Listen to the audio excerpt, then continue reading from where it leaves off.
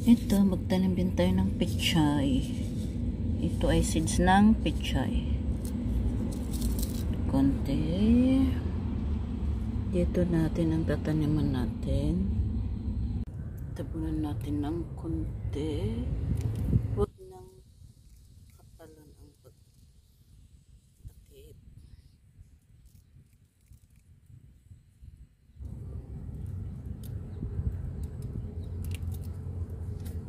Okay.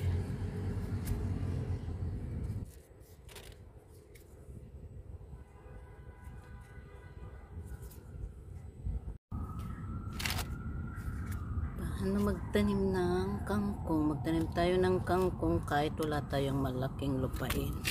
Lagay na lang natin sa paso. Isa-isahin natin. Dahil wala tayong malaking lupain, kaya paso na lang. Ganun.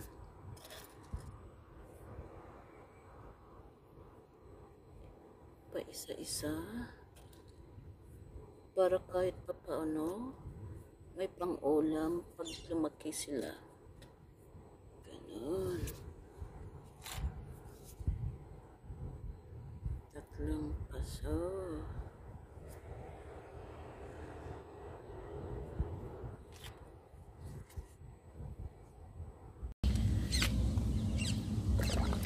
Ayan, tutubigan natin yung tinanim natin pechay para tumubo.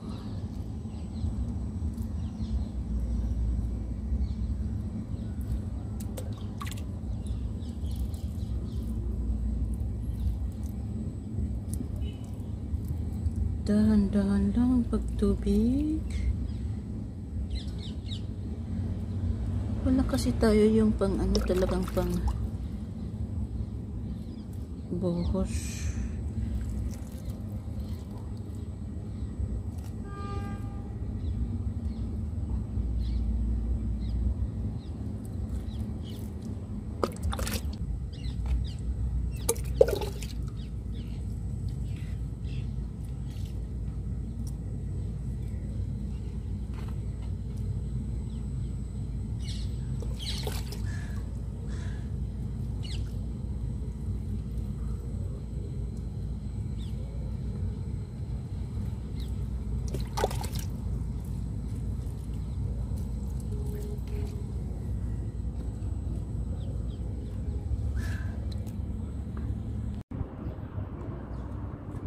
Ito, may bago na naman akong tanim. Sana mabuhay sila. Sana tumubo at mabuhay ng maayos para meron akong pang-ulam. Kahit hindi na ako bumili. Ito. Yun. Yan. Bago. Yun. Tumubo na yung mga una-una kong naitanim.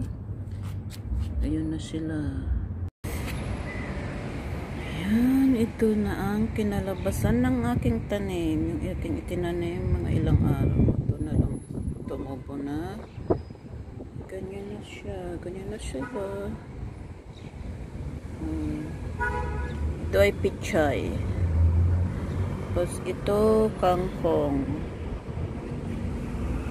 Ganyan. Ito na sila. Sana lumaki ng maayos para may pang-ulam.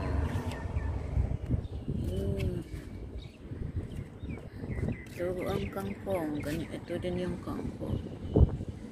Yan ang aking mga pananim na pechay.